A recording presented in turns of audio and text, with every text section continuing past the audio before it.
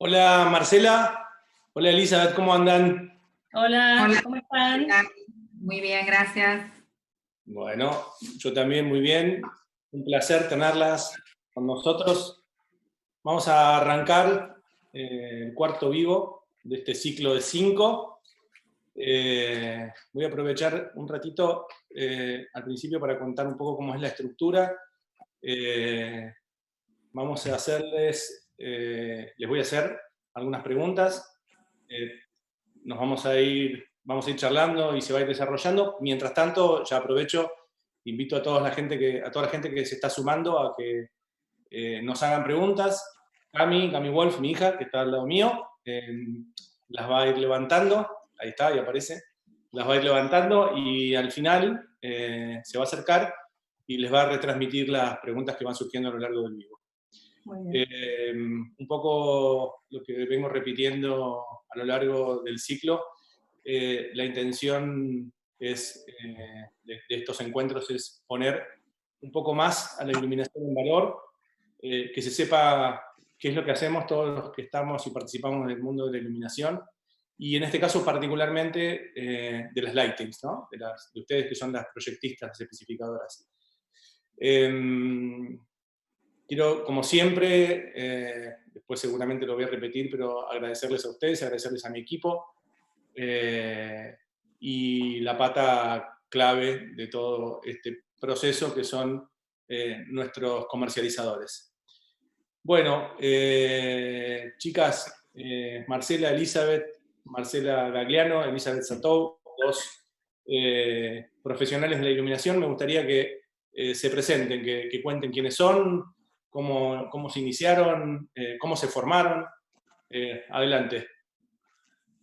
Bueno, yo soy Elizabeth Satov.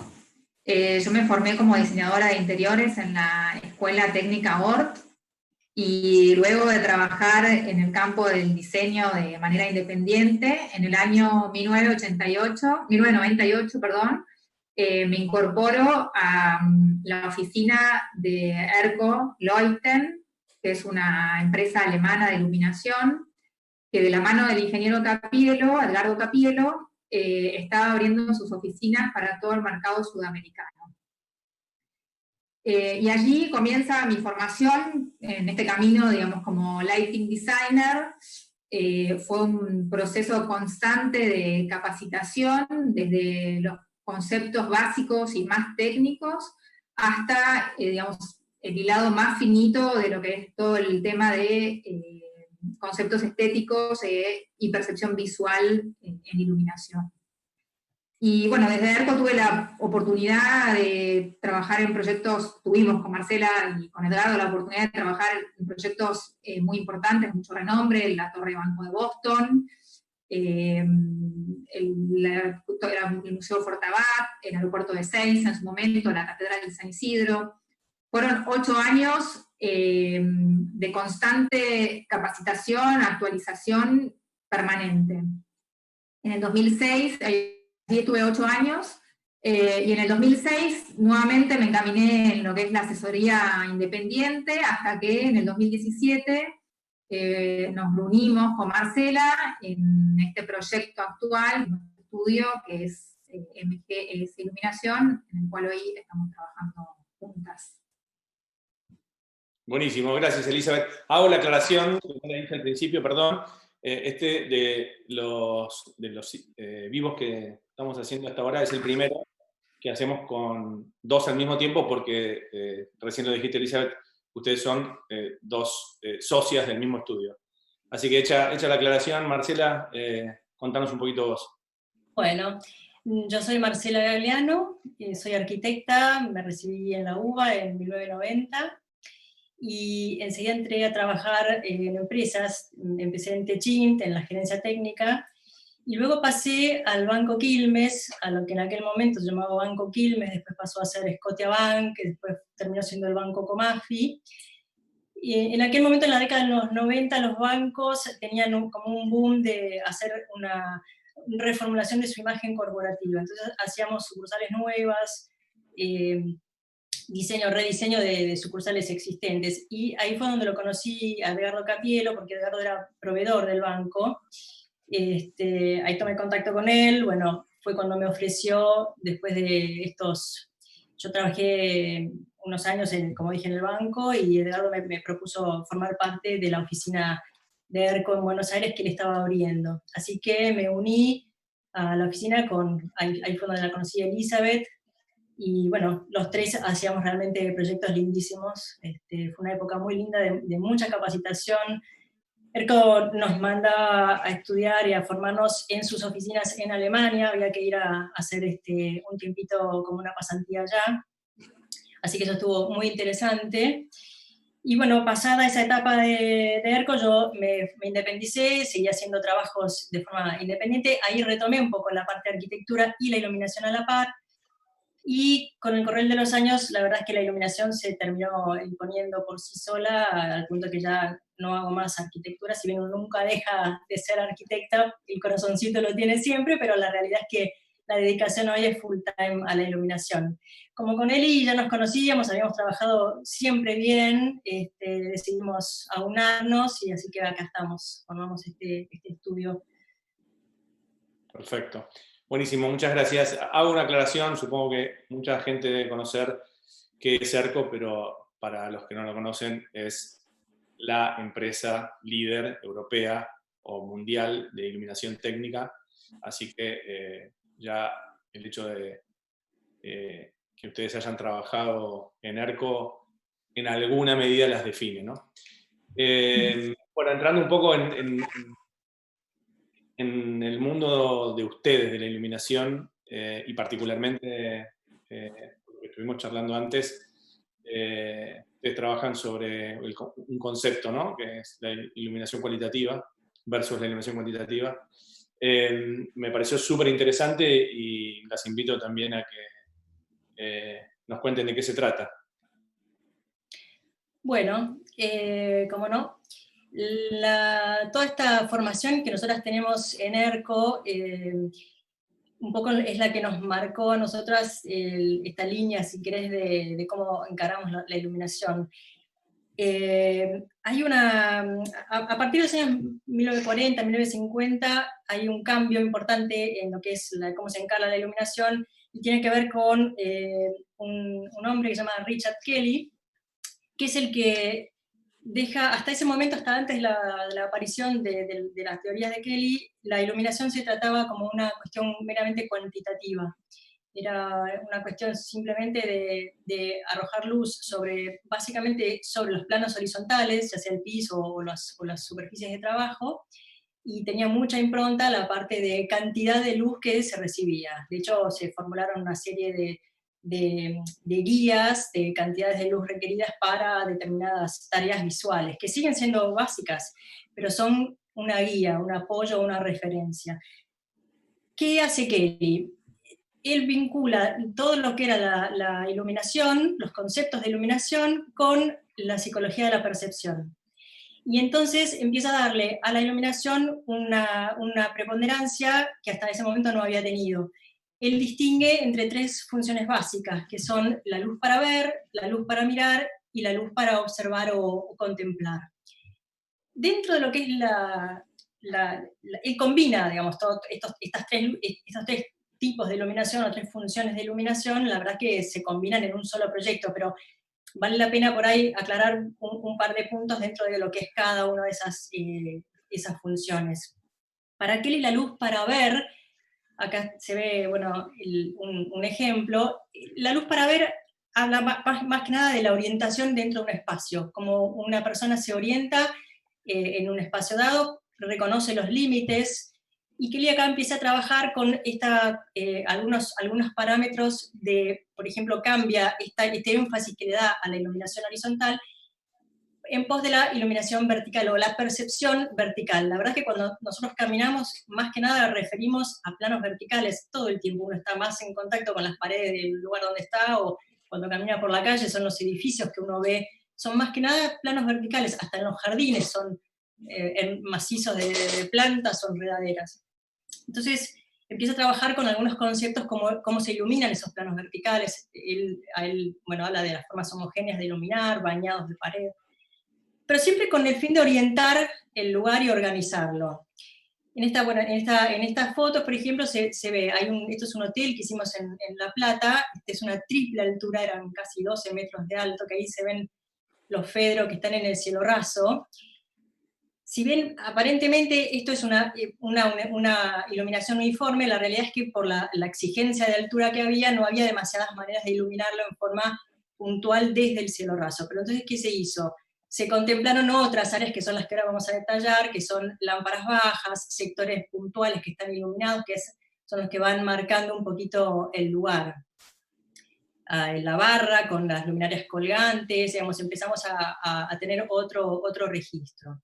Cuando pasamos a la iluminación para mirar, Kelly la define como, digamos, esta es el punto donde uno pone énfasis en la vista. Acá es la primera vez que se le da a la iluminación una importancia como medio para informar, para organizar de vuelta ese espacio del que hablábamos. Es decir, yo llevo la mirada a donde me interesa que vaya. Digamos, la función acá de la luz es decir, bueno, ¿qué quiero que mires? ¿Qué quiero que no mires? Hay lugares que por ahí no nos interesa que se vean, entonces no se los ilumina demasiado, y otros en cambio sí que se destacan. Por ejemplo, cuando uno entra a un edificio público y busca la recepción, esa recepción tiene que estar iluminada de una manera más fuerte, más característica, o tiene que sobresalir más que otras áreas que por ahí no tienen tanta preponderancia dentro de la arquitectura. ¿Se entiende?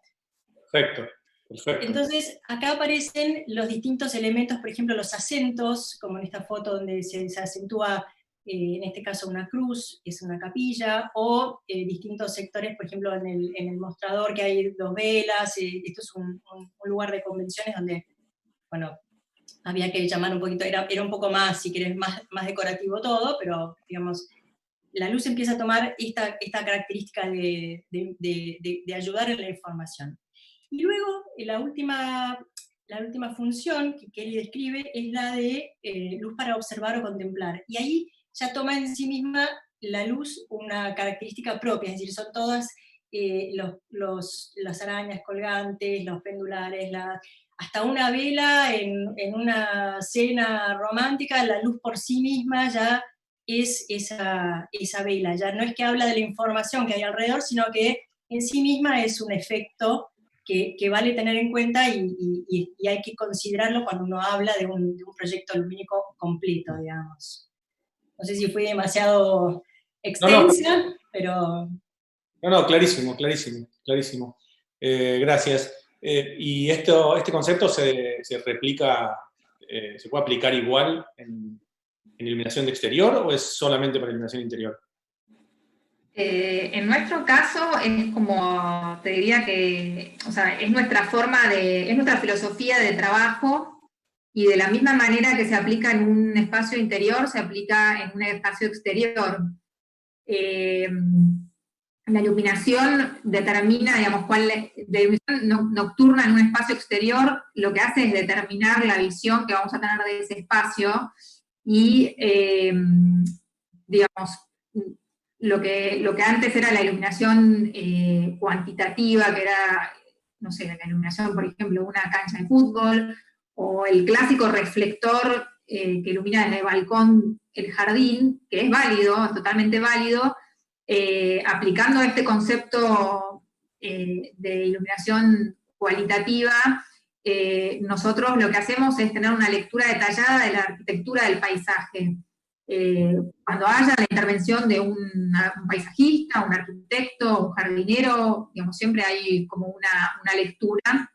En esta foto, por ejemplo, se ve el mismo espacio exterior de día y de noche iluminado. Digamos, en este caso, la paisajista creó un patrón de lectura de unos árboles que enmarcan este estanque. Esa misma lectura la tenemos de noche, iluminando y respetando ese patrón con iluminación. Por supuesto, podría haber habido otra forma de iluminar esto, quizás mucho más general, pero no hubiéramos tenido esta misma lectura de digamos, filas de árboles que enmarcan. Lo mismo, bueno, tenemos otro caso también, donde tenemos unas columnas que iluminan entradas donde también, digamos, lo que hacen es enmarcar una entrada. Acá vemos la foto. Estas son unas columnas digamos, con una enredadera, que lo que se hizo fue, digamos, que no se vea casi de dónde viene la luz, o sea, que esté totalmente apantallada, y lo que hacen es marcar la entrada a un espacio, también es en este lugar donde es un salón de eventos. Estas enmarcaban la entrada. Así que también con el mismo concepto, en un espacio exterior, o sea, lo que hacemos es buscar también dar límites en un jardín, o marcar hacia dónde debo ir y por dónde debo ir, por ejemplo, en un espacio también de una plaza, o de un jardín que se pueda, digamos, caminar y transitar. O también este concepto que explicaba Marcela de la Vela, de una luz íntima, para crear una atmósfera para una cena en una galería. Otros puntos para tener en cuenta, digamos, más allá de estos conceptos, para nosotros es fundamental, más que nada en lo que es iluminación de espacios exteriores, entrar lo antes que se pueda a trabajar con todo el equipo, digamos, arquitecto, paisajista, cliente. En general, nuestros proyectos, el cliente está muy involucrado y participa muchísimo,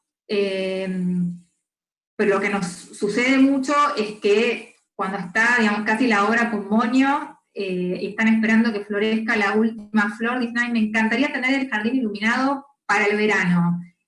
Y la realidad es que para hacer un proyecto serio de iluminación en un jardín, y seguro, uno tiene que entrar con pico y pala, o sea, tiene que hacer una zanja, tiene que empezar a destruir todo lo que el paisajista, con todo su amor y dedicación, estuvo cuidando durante meses para que se luciera en la primavera. Claro. Entonces, es sumamente importante, aunque no esté definido todavía el proyecto final, pero por lo menos sí tener como una especie de tendido eléctrico que nos acerque a las posiciones, como para poder por lo menos tener después la opción de acercarnos, porque realmente después... Perdón, inclusive hasta esas zanjas que uno, y por ahí nosotras ingenuamente decimos, bueno, se abren y con la pala suave se sacan los panes de pasto y luego se vuelven a poner y no pasa nada. Los paisajistas no les gusta mucho eso, nos han dicho inclusive que después ellos probablemente ven la línea de diferencia sutil de pasto que por ahí nosotras ni nos damos cuenta, pero para ellos es un desastre. Claro, claro. Después, otro punto importante a tener en cuenta en la iluminación de los espacios exteriores es que la vegetación en sí misma es dinámica y va cambiando. Saber, o sea, conocer, interiorizarse, en este caso, por ejemplo, en la foto se ve, digamos, está planteada la iluminación de cada uno de estos árboles que en ese momento eran muy chicos para la iluminación que, digamos, tenían muy poco crecimiento, eran muy jóvenes, para la iluminación que se planteó en ese momento, y todavía la copa no estaba frondosa, pero eso fue, digamos, hace 2 años más o menos. Hoy esos árboles se lucen de una manera increíble. Entonces, bueno, saber que va cambiando, o sea, las especies que plantean y que plantan y plantean los paisajistas en sus proyectos, saber y conocer que, bueno, que van variando y que quizás un árbol uno lo quiere iluminar porque es hermoso en verano, pero en invierno pierde la hoja y está pelado. Entonces, saber que eso, digamos, es dinámico y cambia, o hay inclusive jardines que el dueño nos ha dicho, este es un jardín de verano, yo lo disfruto en verano, en invierno no salgo, así que ni se preocupen, porque cuando nosotros lo encaramos era invierno, y realmente los canteros daban lástima, estaban podados, era un cantero raso, pero bueno, nos interiorizamos, nos mostraron fotos, pudimos ver, digamos, cómo se desarrollaba ese jardín en el verano, y ahí, a partir de ahí, pudimos construir un concepto, aplicando estas normas también de imagen, de iluminación cualitativa. Claramente, por lo menos para mí, a partir de lo que están diciendo, es mucho más compleja la iluminación de exterior, digamos, porque no tenés la situación de las variantes de los cambios que se producen entre estación y estación, ¿no? Digamos, en principio, iluminación interior, el ambiente a iluminar es todo el tiempo igual. En otoño es una realidad, en primavera es otra. Y esto también es dinámico, o ustedes tienen que tener contemplaciones diferentes según el tipo de planta, o se ilumina todo igual. Si la copa es frondosa, si la copa es estrecha. No, o sea, ahí entra a jugar un poco el tema de los artefactos, de las herramientas, que por supuesto tienen que tener ciertas características, más allá del control fotométrico, como vemos en estas dos fotos, donde estamos iluminando por un lado una copa de un árbol muy grande, y por otro lado unas palmeras. En ese caso se usó un tipo de fotometría para... Cuando hablo de fotometría hablo del ángulo, digamos, de apertura del artefacto, ¿no? La luz que emite y en qué forma sale esa luz hacia el objeto que ilumino. En el caso del árbol es un haz muy abierto, y en el caso de las palmeras es un haz más concentrado, y por supuesto tengo otra ubicación respecto al objeto que estoy iluminando. Eso se evalúa en cada caso, pero además, digamos, de las herramientas a nivel fotométrico, lo que también hay que tener en cuenta es, bueno, la construcción del artefacto, que sea un artefacto sólido, que sea un artefacto estanco, por supuesto, que sea apto para estar en la intemperie y a tolerar, digamos, las lluvias y cierto grado de estanqueidad, digamos, de estancamiento de agua. Acá, Eli, perdón que te interrumpa un segundo. A mí me gustaría meter un bocadillo. Nosotros, la verdad es que hasta hace muy poco no nos gustaba iluminar con artefactos de iluminación que fueran estos embutidos en piso, porque que era lo clásico que se iluminaba en todos lados, un poco porque la verdad es que se llenan de agua, esto que dice Eli, que tienen que ser estancos por una cuestión de seguridad y por una cuestión también de que el proyecto queda sin efecto una vez que la luminaria se apaga. Entonces, bueno, ahora, bueno, gracias, un poco estos árboles que mostraba recién, nosotros los iluminábamos ya por ahí con otro tipo de herramientas. Por ejemplo, ustedes tienen unos artefactos que son para exterior, que son los Subro, que son con los que hemos podido reemplazar por ahí estos efectos que a nosotros nos gustaba hacer de abajo para arriba, pero que no se podían hacer debido a que se llenaban de agua lo que había existente, ¿no? Buenísimo. Sí, o sea que a toda esta complejidad propia que tiene la naturaleza del mundo exterior, tenés la particularidad o la complejidad, valga la redundancia, del producto o el artefacto con el que tenés que iluminar. Claro, exacto. Por la estanqueidad que requiere, etcétera, etcétera, ¿no? Sí. O sea, es complejo por todos lados. Vos podés hacer una instalación de lo más, digamos, responsable, pero si el artefacto no te acompaña, digamos, no tenés herramientas, cómo resolver ese proyecto. Y la verdad que es un problema, o sea, es un tema de seguridad, más allá de, digamos, de lo estético. Hasta hace poco realmente era un tema, hasta decir quizás, mira, no tengo herramientas para iluminarlo, porque son proyectos que te duran 3 días por ahí, o 2 semanas. O sea, realmente es muy importante la calidad del artefacto, la solidez, y la durabilidad también en el tiempo. O sea, no solo el tema de la lluvia y la estanqueidad, también tiene que estar, digamos, pasa un jardinero, pasa una máquina de cortar pasto, están en el piso, pueden patear una pelota de fútbol, o sea, realmente tienen que ser artefactos, digamos, de buena calidad, de muy buena calidad. Sí, si me permiten, no sé si comparten, así como vos dijiste recién, se requiere una buena instalación. No solamente se requiere una buena instalación, dijiste, sino que se requiere un buen producto. Claramente comparto. Es un detalle, digamos, hiper importante. Pero digo, así como vos decís, es importante, tan importante como la instalación es el artefacto, yo también diría que inversamente es tan importante como la buena calidad del artefacto en la instalación, ¿no? Porque podés tener un muy buen artefacto y si no se tiene en cuenta, no sé si lo comparten, ¿no? Todo el drenaje y el proceso de instalación, al final de cuentas, terminas teniendo el mismo problema y puede ser adjudicable al producto y no a la instalación. Sí, absolutamente. De hecho, la verdad es que a nosotras nos gusta trabajar siempre en equipo, no solamente con los arquitectos y los paisajistas, sino también con el equipo eléctrico, con el electricista, digamos, hay que involucrar a todos digamos, los que estén involucrados en la obra, hay que realmente incorporarlos al proyecto lumínico. Bien. Sí, yo básicamente lo recalco por esto de que quede lo más claro posible que la complejidad viene por la integración de un montón de factores en la iluminación de exterior, ¿no? Lo que ustedes decían. Y no nombramos, digamos, tampoco no nos va a alcanzar el tiempo, pero la necesidad de apantallar para controlar en el exterior igual que en el interior, el deslumbramiento. Me gustaría que nos digan, que nos cuenten, bueno, insisto, ¿no? Hay un montón de preguntas que están apareciendo, se las vamos a hacer en un ratito. Nos gustaría que nos cuenten si hay tendencias en términos de iluminación, ¿no? O siempre es igual. No, desde ya.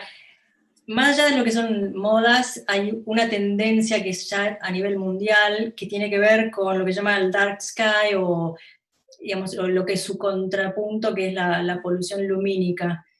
Ahí ves una foto, hay mucha preocupación a nivel mundial por la polución lumínica es el uso excesivo o indebido de la iluminación artificial. Ahí se ve claramente no solamente la cantidad de iluminación que hay, sino también el reflejo, por ejemplo, en las nubes. Cuando hay cielos nublados, las nubes densas reflejan a su vez muchísima la iluminación. Entonces, hay muchísima gente muy preocupada y tratando de volver a esos dark sky, o sea, el cielo oscuro, para evitar un poco el derroche de energía, no solamente en cuanto a iluminación, sino de consumo eléctrico que no es necesario. Digamos, lo que es la polución lumínica trae consecuencias de deslumbramiento, ya no a nivel por ahí macro como se ve en esta foto, pero a niveles urbanos, uno basta caminar por una calle y va a darse cuenta, muchas luminarias tienen cero control de deslumbramiento, tienen un brillo excesivo, invaden las viviendas, es común que la luz de la calle le entre a los dormitorios o a los livings, entonces todo ese tipo de situaciones es realmente muy molesta y sobre todo evitan ver el cielo. Entonces ahora hay toda una movida, si se quiere, de tratar de trabajar en forma inversa. A nosotras nos encanta y hay una forma de iluminar que se llama moonlighting, es una técnica que tiene que ver como es la iluminación de la luz de la luna. Nos gusta porque es muy natural, da justamente el mismo efecto que da la iluminación de una luna llena, por ejemplo, a través de las hojas. Nosotros es una cuestión de ubicar las luminarias en lugares altos para iluminar desde arriba hacia abajo, en vez de lo que se hacía tradicionalmente, de poner los focos abajo de las plantas o de los árboles. Entonces arroja unas sombras muy lindas, muy agradables, todo lo que es el follaje, la luz queda muy tamizada, muy filtrada por las hojas, entonces no hay esos deslumbramientos, no hay esos focos importantes que uno tiene que mirar para otro lado, y a su vez se puede seguir haciendo foco en las cosas que a uno le interesan. En este jardín mismo la clienta tenía una virgen, pero ella no quería un jardín completamente iluminado, ella quería algunos sectores, el sector de la Virgen donde ella iba a rezar, y uno o dos lugares más a lo sumo donde le interesaba que hubiera un poco de iluminación, pero no demasiado. Entonces, mediante esta técnica se puede perfectamente, digamos, trabajar bien, se puede evitar el deslumbramiento, controlar y tener un efecto agradable, contribuyendo además a evitar, ¿no? lo que es la polución lumínica. Lo mismo se puede hacer. Perdón. Sí, dale. No, quisiera agregar justamente el tema de la polución lumínica en este proyecto en particular. Es en un barrio cerrado y el terreno es perimetral, entonces tiene justamente en el perímetro, en uno de sus lados, el pasillo de seguridad que estaba iluminado con reflectores que yo creo que deben haber sido, no sé, de mercurio halogenado, una cosa, digamos, Energía vieja. había espantosamente el espacio a este jardín, o sea, la clienta quería un jardín mágico, y el jardín mágico ya estaba iluminado por ese reflector. Pero no mágicamente. No mágicamente, que bueno, obviamente es un tema de seguridad que debe estar, existe, o sea, hay que también tenerlo, pero bueno, por suerte en este caso pudimos trabajar con la paisajista, disimular ese efecto, taparlo, digamos, bueno, obviamente es un jardín muy frondoso, había herramientas para hacerlo, pero si nosotros hubiéramos podido controlar ese deslumbramiento, no hubiéramos podido lograr este efecto, porque no podíamos redoblar la puesta para llegar a tener este nivel de contraste, o sea, había que bajarlo. Y realmente acá estábamos trabajando también con intensidades muy bajas, o sea, estamos con proyectores de 8 watts, siempre hablando de LED y con ópticas, digamos, desarrolladas, pero realmente se logró un nivel de contraste muy interesante. Sí, así es. Mismo, fíjate que en un jardín, cuando uno se abre un poquito más la perspectiva, también puede seguir trabajando en línea con esto de evitar la polución lumínica. Los arbustos que se ven hacia el fondo son producto de una luminaria que está colocada a ras de piso, pero que ilumina en forma vertical hacia arriba. Entonces, la idea es iluminar el frente de un macizo de plantas, por ejemplo, o, bueno, en este caso ahí hay un sector con un banco y desde ahí arriba se puede trabajar bien para iluminar hacia abajo, pero lo que es pero lo que en el anterior, digamos, uno puede seguir manteniendo la iluminación de canteros, no necesariamente desde arriba, porque ahí no había ni de dónde tomarse ni cómo hacerlo, pero sí se puede seguir trabajando. Esto es lo mismo, esta es una luminaria que colocada de una manera particular, no iluminás hacia arriba y te queda iluminado todo a través de las hojas. El efecto a nosotros nos parece sumamente agradable porque ya no tenés la planta incendiada con el foco en las 3 primeras ramas y el resto oscuro. Al contrario, te da profundidad, vos podés ver hasta dónde llega la planta, es un poquito más rico, nos parece, que de la manera tradicional. Claro. Perfecto. No sé si tenemos más imágenes para ver. No, me parece que... No. Me gustaría que nos cuenten, ¿ustedes tienen alguna particularidad que las define como forma de trabajar? Algo que las caracterice, digamos, que las represente. Mira, nosotras la forma de trabajar nuestra es, desde ya siempre trabajamos partiendo de lo que el cliente quiere, digamos, escuchamos lo que el cliente quiere. El cliente final, o el paisajista, o el arquitecto, y la verdad es que nos basamos mucho hacemos un planteo, pero lo vamos verificando con programas de cálculo. Nosotros trabajamos con Dialux, es una manera que por ahí mostrarle a un cliente, no un renderizado, porque no es la función, pero sí un efecto de cómo es un efecto en una determinada zona o pared, y además podemos inclusive brindar un nivel lumínico si él lo necesita porque quiere destacar determinadas zonas. Supongamos que esto fuera la parte de atrás de un mostrador de recepción y vos querés tener ahí el logo de tu empresa, bueno, entenderlo y hacerle entender también al arquitecto qué niveles va a tener, cómo se va a ver iluminada la pared, que no va a estar con marcas o con sombras, sino que va a ser una iluminación pareja. Esto nosotros lo podemos armar y ver en un proyecto de cálculo y mostrarlo a un cliente. Esto es lo mismo, es una pared curva, se trabajaba con bañadores de pared, y luego, bueno, se veía al costado, a la derecha, lo que terminó sucediendo. Por otro lado, también nos gusta esto que nosotros lo hacemos de una manera, si querés, tentativa, de decir, bueno, va a funcionar así, lo refrendamos después con ensayos en el lugar.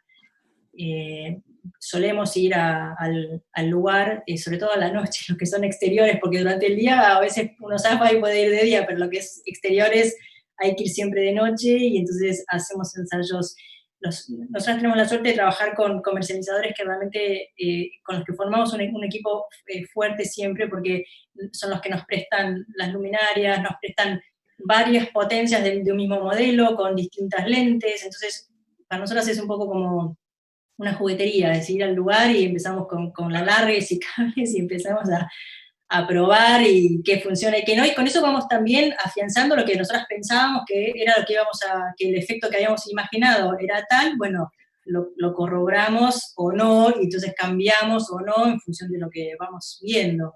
Y aparte, imagino que es una forma mucho más concreta que el propietario o el que toma la decisión pueda imaginarse qué es lo que ustedes están... Eso es lo que también te iba a comentar, o sea, es muy difícil hablar de luz. O sea, nosotros, digamos, los que estamos en el tema, sí, sabéis de qué se trata, una óptica concentrada, una sombra, un contraste, has abierto, has cerrado, pero para el que realmente no acá hoy todos te dicen, yo quiero LED, o sea, ¿viste? Te dicen, yo quiero LED, y yo decís, bueno, pero pará, dentro del LED hay un mundo, hay calidades, hay tipos de artefactos, hay distintas formas de iluminar, mismo en el interior también, hacemos pruebas también en interiores. La gente también tiene muchas veces, a veces, miedo de quedarse con poca luz, entonces, bueno, no, mirá, acá te muestro como un artefacto con una buena reproducción, te genera un buen nivel de luz donde lo necesitas. Así que, sí, el ensayo para nosotros es clave, lo es todo. Perfecto.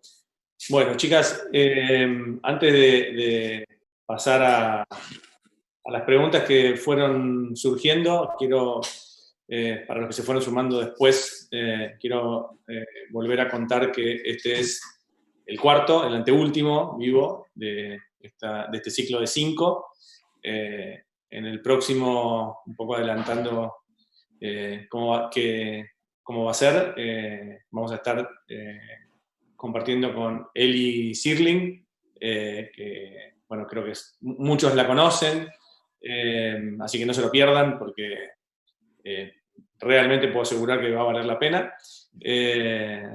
También contarles que queda grabado en IGTV, y si Cami se suma, voy a hacer voy a correr para que pueda tener un poquito de lugar. Pasamos ya a contarle las preguntas que están surgiendo. ¿Cómo va? Muy bien, ¿cómo estás? ¿Todo bien? ¿Todo bien? Bueno, muy bien, tuvieron muchos comentarios positivos. Bueno, qué alegría. Y ahora que están un poco más relajadas, les cuento que en este momento hay como 190 personas que las están viendo. Buenísimo. Bien, muy bien. Bueno, les voy a leer algunas de las preguntas que fueron ocurriendo durante el vivo. Preguntaban cuál era el nombre del autor de las definiciones que nombraste, Marcia, al principio, si lo querés repetir. Se llama Richard Kelly, con K y doble L. Perfecto. Después, si se puede usar el método de cantidades zonales para los planes verticales. Sí, sí se puede. Perfecto. Sí. Una que me pareció que estaba buena, si era para exteriores, es mejor usar luz cálida o fría. ¿Qué opinan? Depende del follaje que uno va a iluminar. Si es un árbol, si uno quiere iluminar un árbol que en otoño tiene esos tonos como dorados, rojizos, yo me inclinaría por una luz más cálida. Si va a iluminar algo más bien tipo conífera, pino, que tiene como unos tonos más verdosos, más fríos, me iría a una iluminación más fría. Pero bueno, hay que evaluarlo en cada caso, digamos. Sí, y en relación también a lo que es el conjunto con, por ejemplo, para el caso de las viviendas, de lo que es la iluminación que tiene la vivienda o todo el conjunto, porque no te olvides que mucha de la iluminación de un jardín también viene dada por la iluminación que sale del interior de las viviendas. Claro. Digamos, hay veces que las fachadas, a nosotros nos gusta siempre trabajar, digamos, cuando la fachada tiene mucha iluminación de por sí, y si uno tiende a iluminar mucho o demasiado las molduras o demasiados elementos, por ahí está bien si ese es el objetivo, si el objetivo es poner en valor, por ejemplo, un edificio. Pero cuando tiene que empezar a acompañar un jardín y demás, por ahí se lleva mucho protagonismo, y entonces trabajar con el interior reflejado hacia el exterior a veces es un recurso que a nosotras nos gusta y nos parece como muy respetuoso, inclusive volviendo al tema de la polución lumínica. Si no hace falta, por ahí es mejor trabajar con lo que se ve desde el interior, que además genera como un poquito más de misterio también. Claro, Sí. claro. Otra pregunta que preguntaron varias personas fue, ¿a qué altura estaba la luminaria de la Virgen? Y como a 4 o 5 metros, Sí, más o menos. sí. Ahí lo Sí. estamos viendo. De todos modos, eso, digamos, es como, es relativo a lo que uno está iluminando, a la posición que uno puede adoptar para iluminar, no sé, en este caso era una virgen, puede ser un grupo de bancos, una mesa, digamos, no es una norma, Sí. digamos. Sí, no es una ley. No. Este caso particular estaba en esa altura. Claro. Y además en este caso en particular también la idea era que se metiera dentro de la copa, digamos, no es una columna de alumbrado que está en un camino y que no importa la altura, digamos, tenía que meterse en la copa de unos eucaliptos muy altos y para lograr ese efecto que nosotros queríamos lograr. Otra pregunta es si el trabajo en equipo con los otros oficios que intervienen en el proyecto, ¿qué porcentaje de importancia tienen? Todo, Sí. fundamental. ¿El trabajo en equipo es la pregunta? No la llegué a entender. Perdón, el trabajo con las demás personas que interfieren en el proyecto, ¿qué tan importante es la relación de ustedes con ellos? Es fundamental.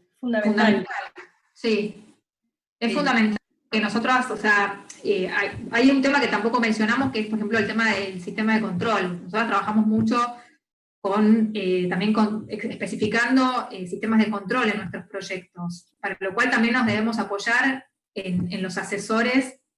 Entonces, realmente las mesas de trabajo son, digamos, cada uno tiene para aportar y realmente a veces es un equipo muy grande, en el cual obviamente hay que apoyarse, hay que interpretar lo que el cliente quiere, lo que el arquitecto quiere también, que digamos, es importante que ellos también estén, digamos, en acuerdo, el paisajista, en el caso que intervenga un paisajista, en el caso de los, bueno, en el caso de un paisajismo es el paisajista, pero en el caso de un museo es un museólogo, hay que tener un montón no empleamos el tema de iluminación, por ejemplo, de museos, pero en el caso del museo tenés que tener en cuenta también el tema de conservación de las obras, cómo iluminarlas, la radiación que emiten los artefactos sobre esas obras. Entonces, siempre es un trabajo en equipo.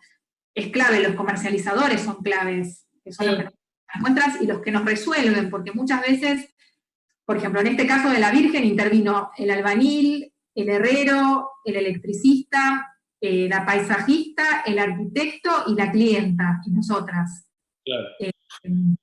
Claro. O trabajas coordinadamente o trabajas coordinadamente. Sí.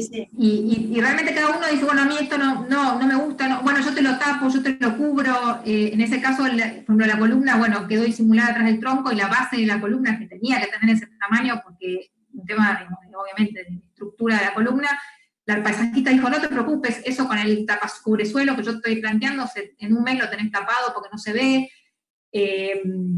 Y los comercializadores también, porque hay veces que vos decís, bueno, a ver, ¿cómo sostengo a esta luminaria? ¿Cómo la puedo, digamos, adaptar a una biblioteca? En el caso, por ejemplo, una luminaria para iluminar un bañado de biblioteca. Hay varios, gente que interviene y es un laburo en equipo que está... Que es muy lindo, sí. Es muy lindo, sí. Tenemos un muy buen equipo de laburo, en general, un buen equipo armado. Me parece que la pregunta dio pie, a partir de la respuesta de ustedes y en el relato, empieza a aparecer un poco más claro un poco el objetivo de estos encuentros, ¿no? de que se pueda entender la complejidad que hay detrás de todo esto y la necesidad de ponerlo en valor, ¿no? O sea, si todo esto no está hecho de manera profesional y si no intervienen todos los actores que tienen que intervenir de manera, insisto, profesionalmente, seguro que el resultado no se va a conseguir. Cuando nosotros vemos algo que está bien iluminado y está hecho de la mano de un lighting con toda la gente que intervino, está bueno que se entienda que todo esto que ustedes relataron recién estuvo detrás, ¿no?, de la escena para llegar a ese punto. Bueno, Camille, ¿tenés más? Sí, ¿qué recomiendan para lectura? Iluminación. No hay mucho publicado técnicamente. La verdad es que no hay mucho. Okay. Y después otra era sugerencias para iluminar plantas bajas. ¿Sugerencias para iluminar plantas bajas? Sí. Depende mucho de dónde está ubicada, digamos, qué tan cerca o lejos está de una casa o de una vivienda, si es un macizo solito en el medio de un parque. Ahí, para iluminar plantas bajas, de vuelta, hay herramientas para iluminar. A nosotros nos gustaría empezar por pensar que se podría iluminar desde arriba hacia abajo, y de una manera escondida entre plantas que no se vea la iluminación, el foco. Sino, otra manera, lo que pasa es que para plantas bajas, porque el tema con las plantas bajas es que tenés que controlar muy bien, no puedes alejarte demasiado porque empezás a desperdiciar luz que va para afuera, que va para el cielo o para cualquier otro lugar, o termina contra la pared de fondo y no es el objetivo. Entonces, en las plantas bajas hay que trabajar con luminarias pequeñas y tratar de hacer más bien focos puntuales de atención, más que de, bueno, por ejemplo, esto era un enorme cantero en un campo, y la idea era no iluminar todo. Estos no son plantas muy bajas, pero digamos, el mismo criterio se aplica. Nosotros elegimos con la paisajita estos que son nocturnos. Podríamos haber elegido otros grupos de plantas y enfocarnos solamente en eso, en vez de iluminar todo. En este caso el jardín estaba en pleno proceso de otoño y ahí es donde se empiezan a ver a veces las luminarias, pero después se tapa y prácticamente pasa desapercibido. Perfecto. Ustedes recién nombraron que trabajan también con sistemas de control. Sí. ¿Qué beneficios, cómo se puede apreciar el beneficio de la intervención del sistema de control en el exterior? Sí, Caro Crosteri también recién preguntaba qué sistema de control usan. Hemos trabajado con Lutron, pero también hemos trabajado, sí, la verdad es que básicamente hemos trabajado con Lutron. Siempre hablando, ahora estamos tratando de meternos mucho más con las nuevas metodologías de Bluetooth que tienen de Casambi, así con Casambi y demás, que también lo gestionamos a través de Lutron. Pero no por nada, simplemente porque se ha ido dando así. Pero la verdad es que a nosotros nos interesa conocer todos los tipos de, todas las distintas tipos de control que hay, no por nada en particular. ¿Y qué ganan usándolo? Yo si decido, si ustedes me convencen de usar un sistema de control, ¿qué voy a ver distinto de si no lo uso? Bueno, con el sistema de control lo que vos tenés es la posibilidad de tener diferentes escenarios. Ya podés dejar establecido determinado grupo de artefactos trabajando en comunión y en distintas intensidades. Apretás un botón y ya esa escena se activa. O sea, no sé, por ejemplo, doy uno bastante claro, la Catedral de San Isidro, el sistema de control, bueno, tiene distintas escenas, ok, llegada de casamiento, por ejemplo, boda, llegada de la novia, llegada del público, momento de la ceremonia, o misa. Bueno, ya directamente todas las luminarias están trabajando en la intensidad que tienen que estar iluminando, y juntas, en un grupo, digamos. Obviamente, sistemas de control, recién cuando también nos preguntaban con cuál trabajamos, bueno, depende del proyecto, del tipo de proyecto. Hay proyectos que necesitan de un sistema de control, porque bueno, ya es un tema técnico, digamos, de la cantidad de circuitos que manejan, de la cantidad de luminarias que vas a tener, digamos, eléctricamente sobre ese circuito o sobre ese sistema. Hay sistemas que manejan edificios enteros, y hay otros que son simplemente, no sé, para una casa. Ahora, por ejemplo, el tema de Casambi es, digamos, mucho más amigable para una casa, donde vos podés tener distintos pasos para ir adaptando el sistema y para ir incorporando escenas y ambientes a ese sistema.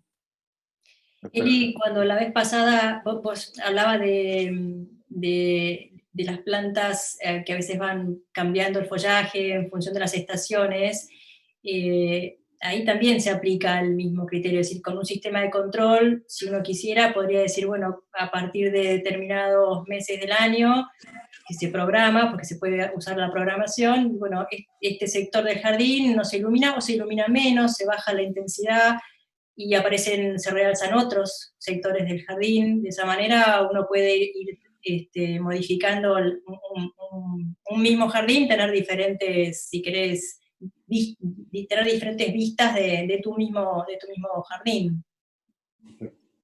Perfecto. Buenísimo. Y una última pregunta era si, bueno, no sé si es la última, pero no sé si nos va a dar el tiempo, si se puede dimerizar en exterior. Sí, claro que sí.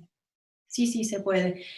Depende de la luminaria. Hay luminarias que permiten el dimerizado, hay otras que no.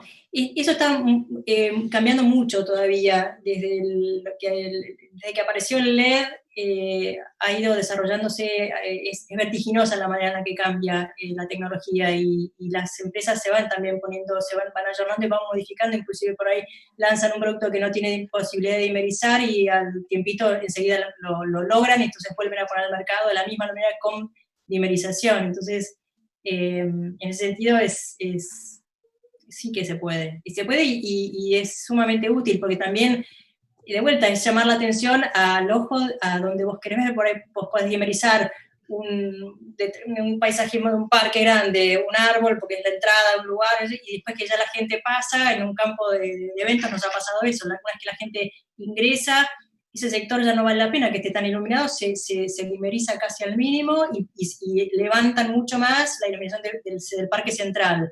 Luego la gente ingresa a un lugar, listo, el parque central se va apagando. Luego y así, se puedes armar el ciclo que quieras, digamos, puedes ir armando el circuito que vos imagines. Perfecto. ¿Tenés alguna sí, más? No, una más es cómo aíslan la conducción eléctrica cuando la iluminación es de arriba de la copa de un árbol, como en el caso de la Virgen. Ahí se diseñó una columna especial para, digamos, alojar los artefactos y que no tuvieran protegida, digamos, en su totalidad, que tuvieran la posibilidad de movimiento, de orientarlos, pero sí, se diseñó una columna especial. Perfecto. Bueno, chicas, un poco como para ir cerrando, me queda una pregunta que la venimos haciendo en todos los encuentros, y es así, en poquitas palabras, ¿qué las identifica a ustedes como lighting?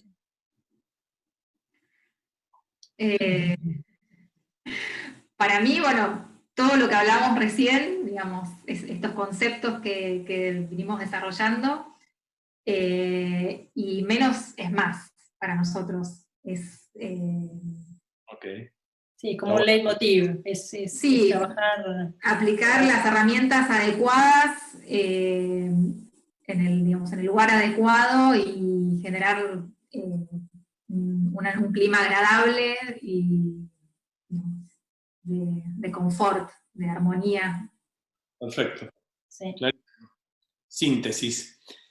Bueno, espero que la hayan pasado bien. Yo quisiera agregar un solo tema más, un solo comentario. Siempre hicieron la pregunta ¿dónde se estudia? En todos los vivos anteriores. En la Universidad Nacional de Tucumán está la carrera de diseñador de iluminación. Dura 4 años y tiene inclusive un título intermedio a los 2 años, una tecnicatura. Eso por un lado. Y por otro lado, además de, digamos, de la materia lectiva, de la que comentaron los chicos en todos los audios, las chicas, perdón, en todos los vivos anteriores, está también el posgrado que se llama DIAP, que lo da Edgardo Capielo, el ingeniero Edgardo Capielo, en la UBA. Así que, digamos, está como creciendo todo este tema de las capacitaciones a nivel ya diseño de iluminación.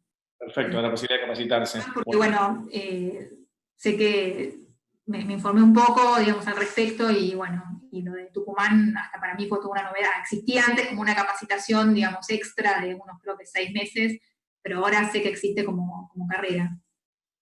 Buenísimo el dato, buenísimo. Chicas, agradecidísimos, felices de haber contado con ustedes, súper interesante el aporte, re agradecidos. Quiero, como siempre, aprovechar y agradecer a todo el equipo de IDEA, que bueno, les tocó trabajar, que le ponen todo. Quiero agradecer también, como hago siempre, a los comercializadores, que ustedes, bueno, los han nombrado y bastante, que son claves en todo el proceso.